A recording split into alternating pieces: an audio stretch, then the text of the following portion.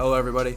I'm Alex. This is Josh, and we are the target audience. Content is made for everybody, but we think it's specifically made for us.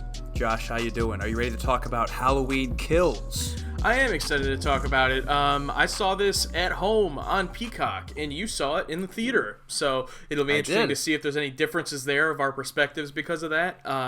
Big Halloween fan myself. I know you are too. If you're a friend of ours or a long follower of us on the internet, you may even know that a few years ago we actually did a series on all of the Halloween movies. That's no longer available, but that is something we've done before, so it only makes sense that we'd be talking about this newest installment.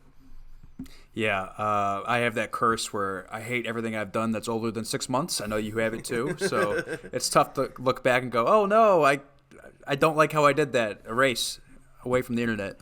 But yeah, we had a lot of fun doing that series where we reviewed every single Halloween film. I did the odds, you did the evens, and it was fun to come together where we reviewed Halloween 2018, which was like it was next to Infinity War. It's probably the second biggest film of the year, maybe? From what I know. I mean, big year. 40 years. Yeah, 40 years from the original Halloween, which is, I think, possibly the most classic horror film of all time. Like, it has set the standard for horror films for over 40 years now. Yeah. And the timeline is extremely confusing. Halloween 2018 was a direct sequel to the first one, but not the second one, and we've gone into the whole timeline shebang. But this is the third in this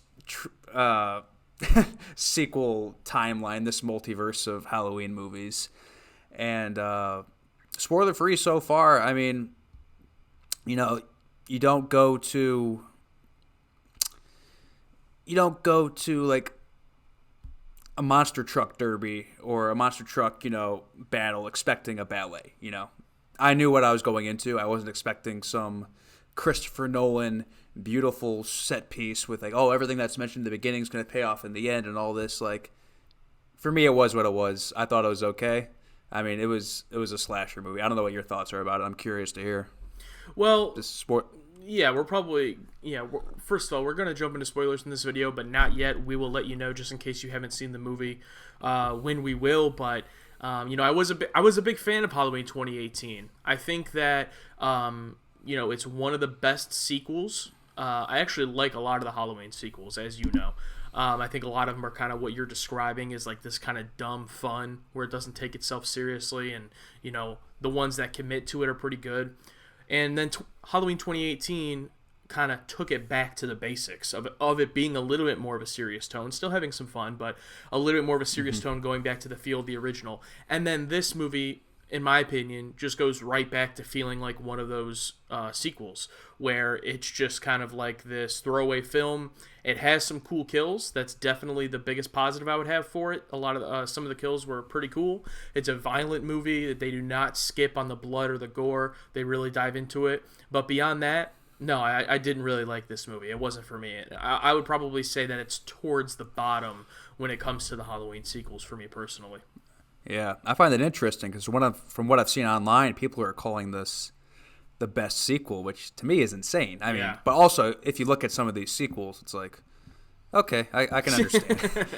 You look at Halloween, 6, I can understand. Yeah. But looking at, I totally agree with you about the gore and the blood. Like, they did not hold back. And like this film, tries to get some lessons across that are kind of weird and like, I don't know if it was executed correctly and different tropes, because what I really like about Halloween 2018, it's like, no, they are not brother and sister, Laurie and Michael.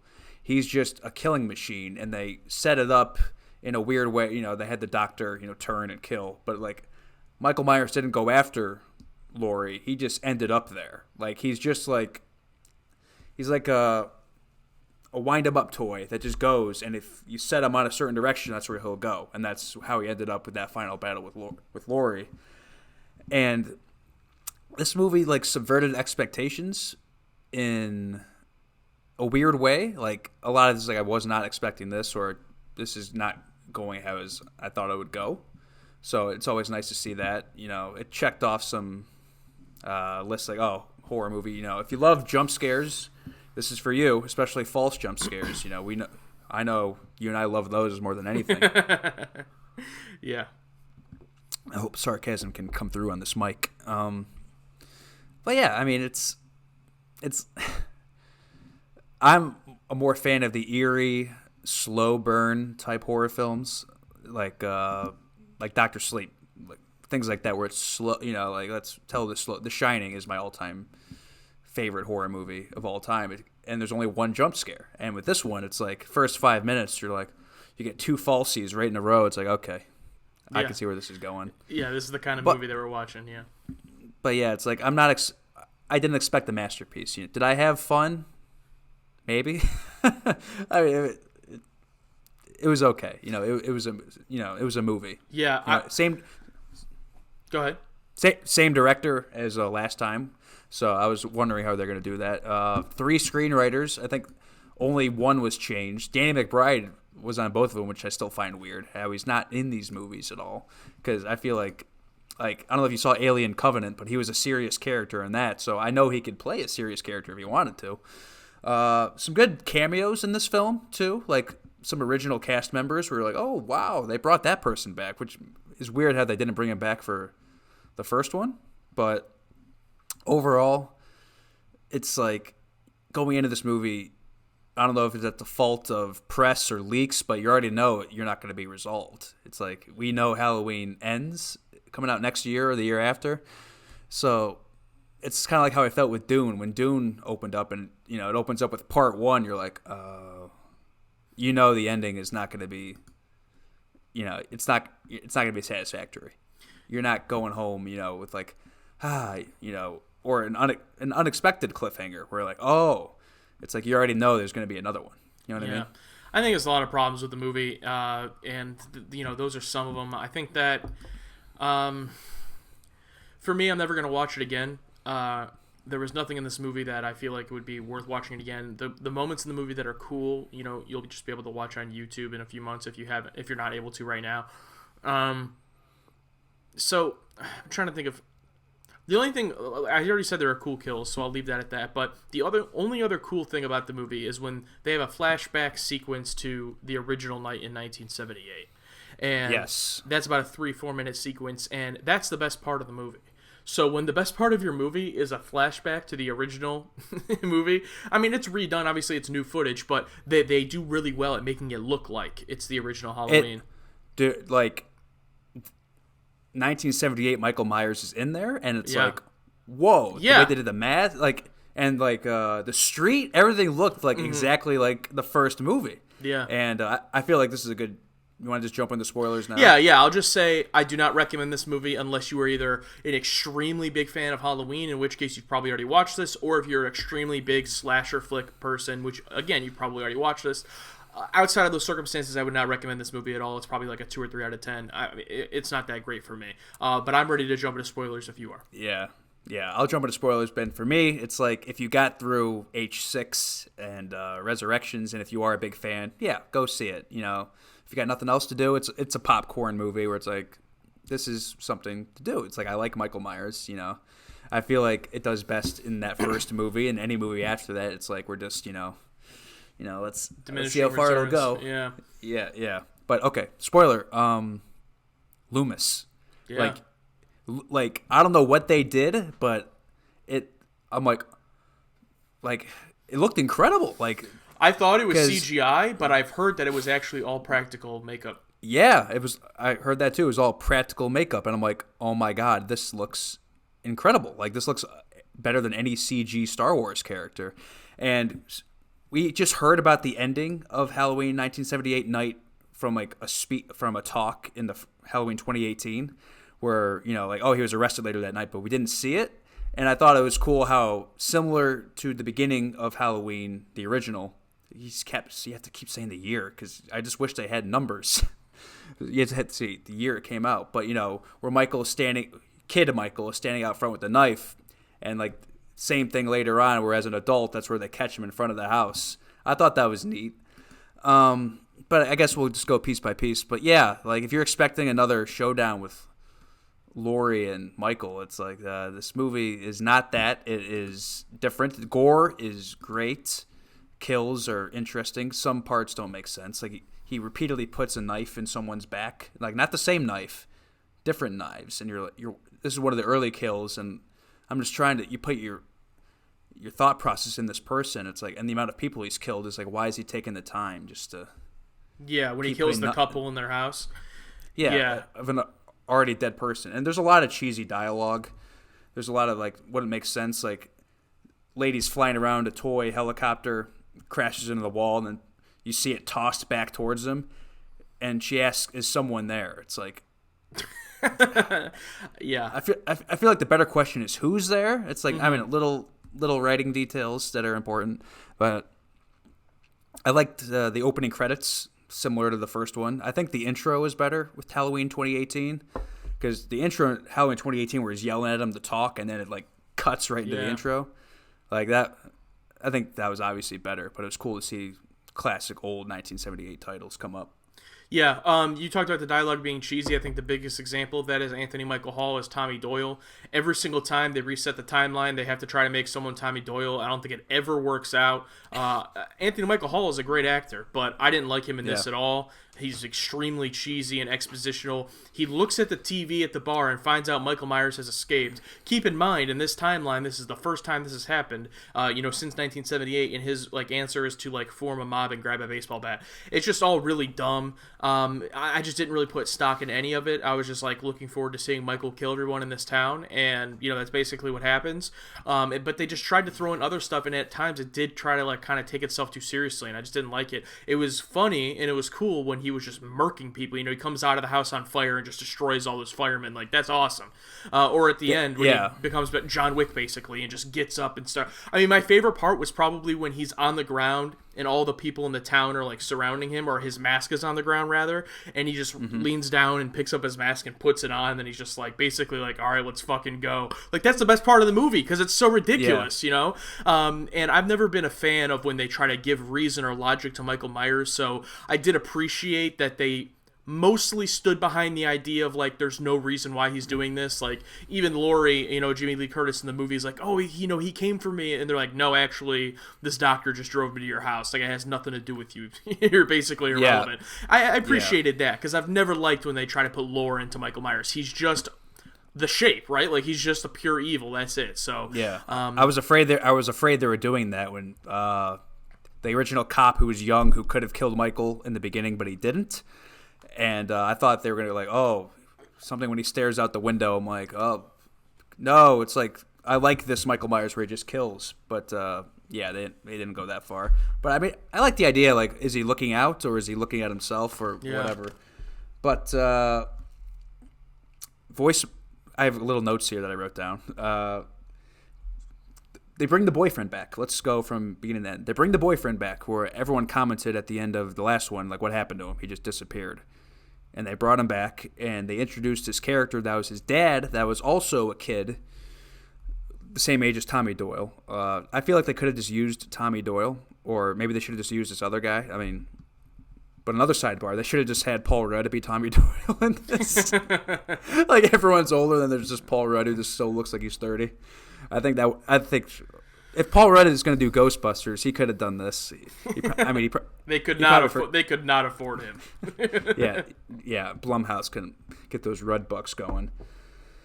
But yeah, just little notes he's calling his friend, leaving a voicemail, and the voicemail was playing on his phone. It's that's not how voicemail works. It doesn't. It's not like an 80s, a 70s phone where they have a voicemail machine where it plays. So I'm okay.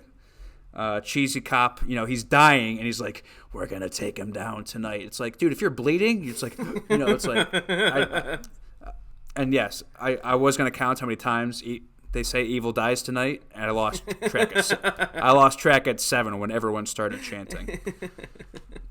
I was really surprised how much Laurie is not in this film. First 45 minutes, maybe she's completely out. And then wakes up and has that cute moment with the cop, and cute moment. It's oh, we met at a bar. We don't see this in other movies. But oh, we talked at a bar about you like someone else, and then nurse comes in oh, give him a shot on me. Make it a double, talking about morphine or whatever. I'm okay, that was cute, whatever.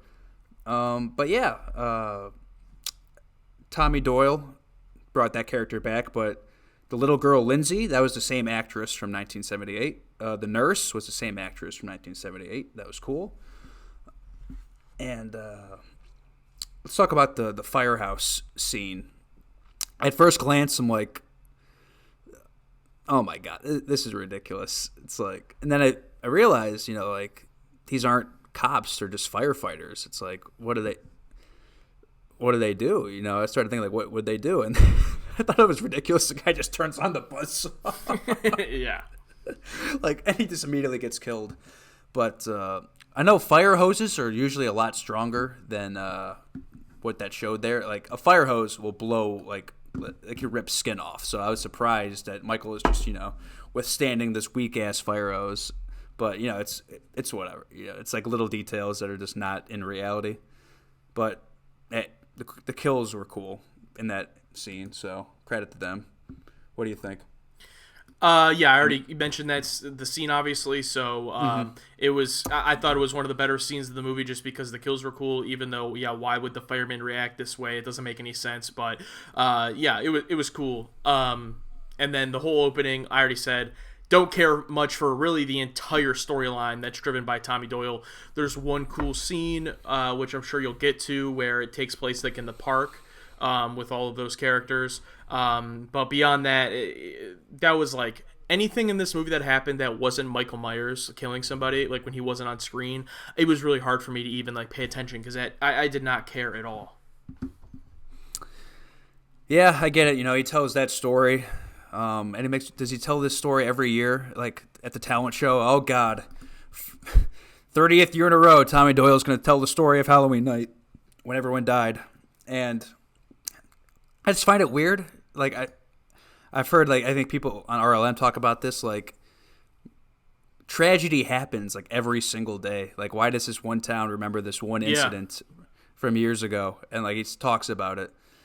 I really like the guy that plays the kid that was Lonnie, which is basically just a clone of Tommy Doyle. Like, same story, same kid, no difference, really. That actor from Haunting of Hill House and Dr. Sleep, I was super pumped to see him. I can't remember his name, but he's awesome. And, I don't know. I believe it's Robert Longstreet. Robert Longstreet, yeah. He was great. Similar to the last movie, the kids had Halloween 3 masks, which I thought were awesome. It's a cool nod, yeah. Yeah, and the kids that died all had the masks on. What I thought would have been cool, I thought it was a missed opportunity. Like, the one kid had the skeleton mask, gets separated from the other two, and it's like, hey, is he holding Billy's mask? But it was a skeleton mask. I thought it'd be cool if it was crushed and it was the pumpkin mask, because that's the mask that crushes the kid's head in Halloween 3. But that would have been a cool little, but, still, always love seeing those masks. This movie just felt weird. It's like, let's just see what happens. Like, I don't know. Yeah, and for me, it really was encapsulated by the ending scene where Michael was killing the people in the town. And the way that it's filmed, it looked like a video game cutscene. Like, it's just like, you see Michael with like a black background, and he's just like stabbing different people and stuff. It was just really weirdly shot. And then obviously Karen going into his house. Why would she do that? I don't know. And then he pops up behind her and kills her, and it just looked terrible. At that point I was like, okay, this movie is I can tell, what kind of movie this is. It's one of these Halloween movies, not like Halloween or Halloween 2018 or really even like Halloween 2, the original Halloween 2, it's not really meant to be taken seriously at all, which is fine, but it kind of bums me out for the third movie because now it's like, how can you have any expectations that this final one is going to be able to, be good? Yeah, I just feel like this one was a lot of like nods or, hey, remember that? They brought the original nurse back from the first film, and the same thing happens where Michael climbs on top of the car and does the whack. I'm like, oh, that was cool, and weird nod, but everyone beats the shit out of him with like pipes and boards of wood, and isn't that how Tommy Doyle beat him in End of H6? In the theatrical cut, yeah, and one of the cuts, and I'm like, oh, he's dead, but then he just wakes up, and it's like, I'm watching this, wondering what's the outcome. It's like, everyone's around him. And I feel like Michael should have been bald. You see him without his mask, but he has like the horseshoe bald guy cut. I'm like, oh, yeah. Like I think he looked like bald Bruce Willis in 2018. So I feel like he should have just been fully bald and beard. Wait, that is interesting. This is supposed to be the same night, so that is kind of odd, actually. It might have been because of the lighting, because you just saw him without the mask in the day, and maybe his hair is like a light blonde. Okay. He can't really light white, but maybe when it's dark, it really lightens up. Maybe that's my guess. But I think the actor who plays Michael has that walk down to a pat. Like even when he was walking without his mask on, I'm like it felt weird watching his body move. I'm like, he's got this walk like down. He does a great job at that character. Let's see. So basically, when Michael breaks out in Halloween 2018, like he kills everyone on that bus, right? But apparently, according to this, there's another survivor, another crazy guy, and they show him on the TV. I don't know if you saw, but you see like the one that everyone thinks is the killer, and then when it shows Michael, like it blurs. We can't show his face, even though he shows his face in every other movie beforehand. Like at the end, and it's like, if these kids, they just obsess about this one night. Wouldn't they know what he looks like at all? Yeah. It's like, and this guy like does not look like Michael Myers like at all. Nope. Like he's got a belly, short, fat, long hair. Yeah, and they try to tell this story of like, oh, you're all you sheep, mob mentality, trying to kill. Like I don't know what they were trying to get across there. And then this really sad scene, like this guy he was crazy. I don't know if he was a murderer. This mental hospital, but then they drive him to suicide, and it's like everyone's just like, oh, yeah, they just move on. Yeah, it's like, oh, wrong guy. Yeah, I'm not sure what they were trying to get across there. Like, don't think. The only thing I can remember that would think of would be like, Michael Myers is a monster, but he's actually made all of us a monster as well. But it was not done well at all. Yeah, like they're trying to tell that zombie movie trope. Oh, the humans are the actual monsters of the zombie apocalypse. That. But then they're not in this because Michael Myers is still the monster who kills everyone at the end. Yeah, and I just feel like Michael is just like I can't remember. Did he purposely go back home? Because like in 2018, it was clear where he was going. That he wasn't on a path. Like they even like come and find him. He's just walking down the street. You know what I mean? It's like, and that when the doctor and everyone intercepts him, like they literally show him going from house to house, just killing people. But in this one, they cut back and forth between what's going on in the hospital, what's going on with the cops, what's going on with Tommy trying to find this person. It's like I don't know what Michael's motives are. It feels like they're trying to give him a motive, but it's like, but it's not clear. They set it up that he didn't have a motive in the last one. That's what made it so great. But in this one, it's like, I don't know what they're. It was just like they did say like, oh, he's going home, and that's where he goes at the end. But it's like, why? It doesn't really explain. I don't know. Yeah, it just didn't really work much. Yeah, and I like how they. Really quick, Laurie has that scene with the same cop who was there that night, and the cop's like, "Oh, it's my fault. I just like they finally get Michael. The cops beat him down, and then Loomis just walks up with a pistol. It goes straight for the head. Like no, it's like he has to shove his hand out of the way. That was like reminded me of the nod to the end of Halloween 4 when Michael goes to shoot little Jamie, and like they stop. Oh yeah. Like no. Oh yeah, when she kills her, when Jamie kills her mother, and then he's like goes to shoot her, and they're like no, and he's like no. It reminded me of that. Oh my god. I just feel like it's funny how throughout all the Halloweens, because you brought up Jamie, and they do it again in this one. It's like they just scrape the bottom of the barrel. Like any character that's ever existed in a Halloween movie and wasn't killed, they do eventually have to be killed by Michael Myers. Like you cannot escape, except Laurie Strode, obviously, except for in the Resurrection timeline where she gets killed there. But Jamie, for example, introduced in Halloween 4, gets killed in Halloween 6, by Michael Myers as an adult. Yeah. All of these characters in this one from the original Halloween that survived all get killed as an adult by Michael Myers. It's like, it just makes the town seem so sad. Like, if you interact with Michael Myers at all, you will eventually get killed by him. It's just a matter of time. Yeah. They even brought back the main cop from the first movie, who's like super old now. He was like 70, 80, and like he just gets his throat slashed at the end. I'm like, yeah, it's like, wow. Like literally everyone like got wrecked, and I was afraid they were gonna go for some like twist storyline with the shitty boyfriend's dad, because he goes in there, you don't see him die. So I'm like, is there gonna be some weird victim of Michael Myers mentality? Because earlier in the movie when he was a kid, Michael was behind him, and then he disappears, and I thought maybe they're going to do like a little twist, but no, he's just dead. I thought they're going to do something like Halloween 5 and 6 weird stuff with the thorn symbol, maybe. I don't know. But, yeah, it kind of reminds me of an episode of Freddy's Nightmares where like everyone who went to school at that time with Freddy, and then they all come back later, and like there's only like 20 of them left for the high school reunion. We watched that. That's a great episode, yeah. That was a great episode. It kind of reminded me of that, where everyone just dies. But it's like we also have to remember, like, this is only like 2 nights, like 1 night actually. Well, 2 nights, 1978, and then this night from 2018, and it's weird because we remember everything else from all the other movies, but it's like they don't exist here. Yeah, it didn't happen. Yeah. Yeah. I did want to point out though, just to be a little bit complimentary, my 2 favorite kills were probably both in that scene in the park with the car.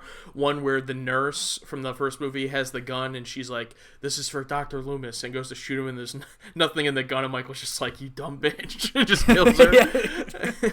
And then also the same scene where the other girl comes up with the gun and Michael kicks the door and she shoots herself.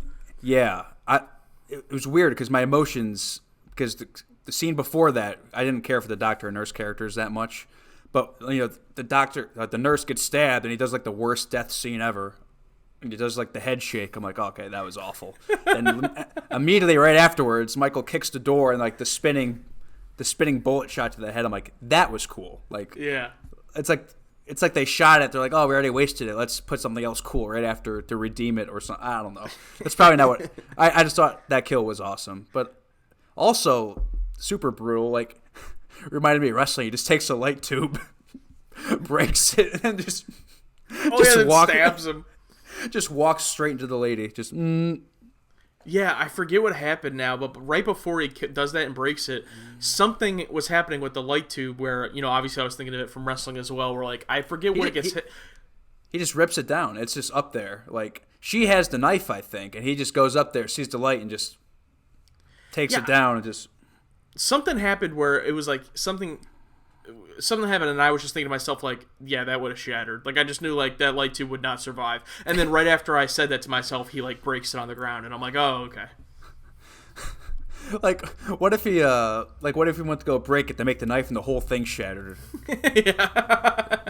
And she's still just like... yeah. Yeah, a little awkward. What do we do? Yeah, grab another one. Yeah.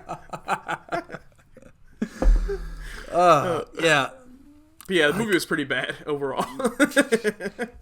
Yeah, I just liked how simple he was and effective in 2018, where he literally went from house to house, grabbed what he saw, and it was all, everyone was a victim of him just being there, and like a victim of the doctor putting him there.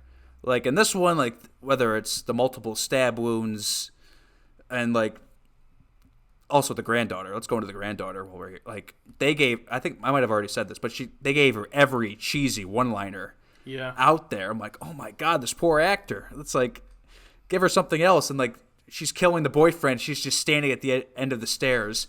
Nah. It's like, he's gone. If you're gonna do something, do something. Or if you're not, run. It's like I felt like they were given direction by the director. Like, just stay there. And she's like, what do you mean just stay here? So it wasn't truthful for her in that scenario. So it's like, this doesn't make sense for me to just stand here. Even it's like, I don't know. And it also bothered me. It also bothered me with Karen's death. How earlier in the movie she's like, when they find out that Michael Myers is still alive, and she's like, says to Jamie Lee Curtis, you prepared your whole life, and for what? You failed, basically. And then at the end of the movie, Karen gets killed by Michael Myers. This movie really does make Halloween 2018 seem pointless, because everything that happens in 2018 is just undone. He ends up just killing her, Karen. So it's like, she's right. Like, Jamie Lee Curtis is, Laurie Strode in the canon of this of this timeline had the night in 1978, then spent 40 years preparing for Michael Myers, and when he finally, so everyone in her life hates her because she's crazy, right? And then he finally comes out, she's vindicated, she stops him from killing her family, and then he just kills them in the next movie. So it's like, I know that's Halloween, that's just how the franchise goes, but it's just like, what's the point? It's like, I'll never be able to watch Halloween 2018 again, and feel the same way, because I know that she just gets killed anyway, literally that same night. Yeah, this probably shouldn't have been made. But you can say that about any other Halloween movie besides the first one. It's like they hit the nail on the head with the first one. Like, cut the check, let's go home. That's it. We got it. Anyone after that, it's like, it's never. It's not. You're not going to get Terminator 2 out of this. Yeah. Out of these movies, the closest would probably be 2018. I mean, that was a good movie. Perfect, no, but it's like suspenseful. Neat. Like reversing the roles. Like, my favorite scene in Halloween 2018 is when Michael is being stalked. Laurie falls out the window. He goes to look. She's there. Looks back again, and she's gone. The same thing from the end of the first movie. I'm like, little things like that. I'm like, okay, that's cool. And like in this movie, it was just like, instead of cool moments like that where like, if you know, but if you don't, it's fine. But in this movie, it's like, remember this person? Like, they even had to flash back to it. Remember this person? They were this person. It's like it's like a little more on the nose. Yeah. I still like most of the Halloween sequels, but this one's got to be towards the bottom for me. I think maybe 5 and 6, and then the Rob Zombie ones are really the only ones I would think that I like less than this. Because, I mean, I love Halloween 4. I think Halloween 2 is good. Halloween's Resurrection is like a guilty pleasure. Like, it's obviously not good, but they commit to it being so ridiculous that you can watch it and like laugh at it. And I don't feel like this one really reaches that level. I don't feel like they want me to laugh at it. Like, they're not really embracing that it's bad. They think it's good. So it's hard to reconcile that. Yeah, it's weird. Like Malignant, I kind of figured out that the movie was a joke. Like, I think a practical joke. Like, it started off like a little cheesy, but then it went full on. Mm-hmm. This is ridiculous. I didn't realize that at first, thinking like, what was this? And then like I've watched other people talk about it, how it's like a prank on people. Like, gotcha. Like, this is a goofy movie. But with this one, I feel like they are trying to be serious, but it just comes off. Yeah. I mean, Malignant to me felt like, what if we made a serious modern Conjuring horror movie, and then halfway through it just turns into the most like ridiculous 80s horror movie you ever saw. Like, that's why I appreciated it. But let's advertise this as like, James Wan, Conjuring, Insidious, and then just make this goofy action movie with a ridiculous premise. But I don't know. But yeah, anything else you want to say about Halloween? I'm curious how they're going to wrap this up, because they just established again that he can't die. I mean, you know what I mean? It's like Halloween 2018 ended with like, we didn't see him really die, but he's in this burning building. And then in this one, they just established like he's can't die at all. So it's like, how are they going to wrap this up? Yeah. But I think Jamie Lee Curtis teased it, him and I both dead at the same time. Because in is it Resurrection where Jamie dies in like the first 10 minutes? Mm-hmm. Right at the beginning. So I feel like the best way to end it is if they both die. Both die at together. The same. Yeah. Really quick. Also, they just glossed over the dad dying from like the last movie. It's like, and like the mom's not even upset about it. Like, oh, yeah, he'll always be with us. I'm just like, it's like, this just happened, and in the movies world, it just happened. Like, I get it. We filmed this, 3 years ago, but it just happened. And also, when she dies at the end, she's literally, there's like a little smirk on her face, just like, thank God I'm done with this. Thank God I don't gotta come back for this shit. Yeah, seriously. I got paid. I'm done. That's hilarious. But I mean, would I recommend this movie if you're bored and if you like Halloween? Or if will you I have see? Peacock. Yeah, if I see Halloween Ends, am I going to see it? Yeah. What else am I going to? Yeah, I'm going to see it. It's Michael Myers. How about you? No, I don't recommend the movie, like I said earlier, unless you're a fan, and by that, you've probably already seen it. If you're wondering whether or not to watch it, you could probably skip it. But yeah, that'll be it. So if you haven't subscribed to the channel, we talk obviously about all types of movies, but we also watch and react to movie trailers, Star Wars, Marvel, all types of things. So subscribe if you haven't already, and that'll be it for us here at the Target Audience. I'm Alex. This is Josh. Content is made for everybody, but it's specifically made for us, the Target Audience. Thank you all for watching. I'll see you later.